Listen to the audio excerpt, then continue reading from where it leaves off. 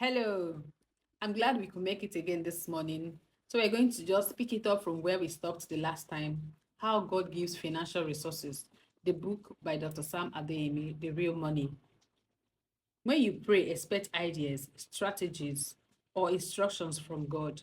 Remember when Jesus gave Peter an instruction: launch out into the deep and let your net for a catch.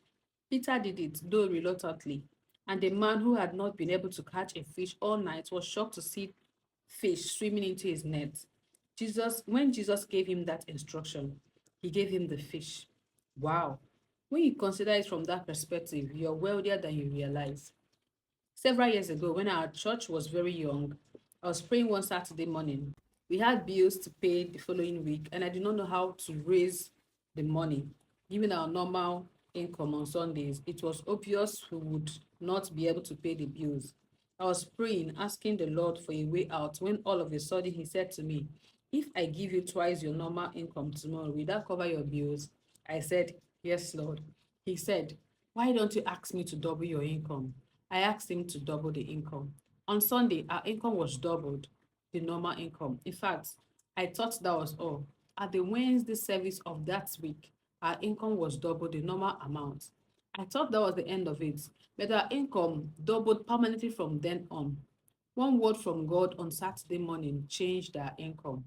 I am convinced that intangible wealth is the foundation for tangible wealth.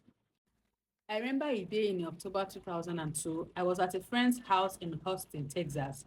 I had been trusting God for 40 million naira with which to buy a facility for our church. After much detailed calculations, we realized that amount was not going to do it. So I increased it to 100 million naira. While I was taking a bath, I asked the Lord, "Lord, how do we raise 100 million naira?" Now, note this. Many of us miss supernatural provision because we have fixed our minds on how the money must come to us. That is a big mistake. One day, I was asking God for the money with which to buy a car, and the Holy Spirit spoke to me. "Do you want the money or you want the car?